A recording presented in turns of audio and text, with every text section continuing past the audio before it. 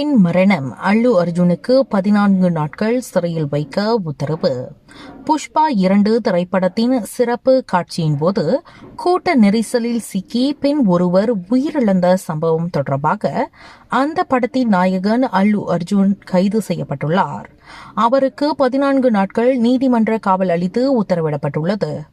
இந்த வழக்கில் ஏற்கனவே திரையரங்க உரிமையாளர், மேலாளர் உட்பட 3 கைது செய்யப்பட்டுள்ளனர். இதற்கு முன்னதாக உயிரிழந்த ரேவதியின் குடும்பத்தினருக்கு ரூபாய் 25 லட்சம் இழப்பீட்டுத் தொகையை வழங்கிய அல்லு அர்ஜுன் அந்த பெண் உயிரிழந்த விவகாரத்தில் தன் மீது பதிவு செய்யப்பட்ட வழக்கை ரத்து செய்ய கோரி தெலுங்கானா உயர் நீதிமன்றத்தில் மனு தாக்கல் செய்திருந்தார்.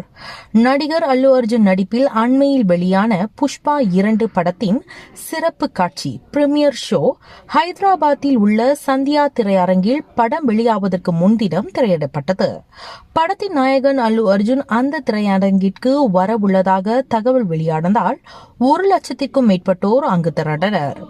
இரவு 9:30 மணி அளவில் அல்லு அர்ஜுன், அவரது மனைவி கதாநாயகி ராஷ்மிகா மந்தனா, இசையமைப்பாளர் தேவி ஸ்ரீ பிரசாந்த் ஆகியோர் திரையரங்கிற்கு படம் பார்க்க வந்தனர்.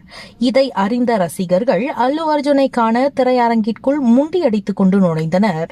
அப்போது ஏற்பட்ட கூட்ட நெரிசலில் ஏராளமானோர் மயங்கி விழுந்தனர்.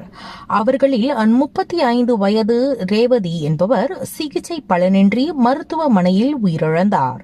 படுகாயம் அடைந்த அவரது மகன் ஸ்ரீதேஷ் மருத்துவமனையில் தீவிர சிகிச்சை பிரிவில் அனுமதிக்கப்பட்டுள்ளார்.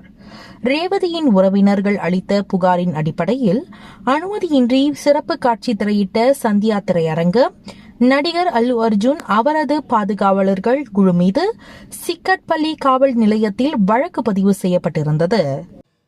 கல்வி, பொருளாதாரம், சமூகத்தொண்டு, அரசியல், சினிமா, இலக்கியம், ஆன்மீகம் உள்ளிட்ட சுவாரஸ்யமான உலக நிகழ்வுகளை, தகவல்களை தெரிந்து கொள்ள உங்கள் வர்த்தக நண்பன் சேனலை மறக்காமல் சப்ஸ்கிரைப் பண்ணுங்கள். மேலும் லைக் பண்ணுங்கள், ஷேர் பண்ணுங்கள்.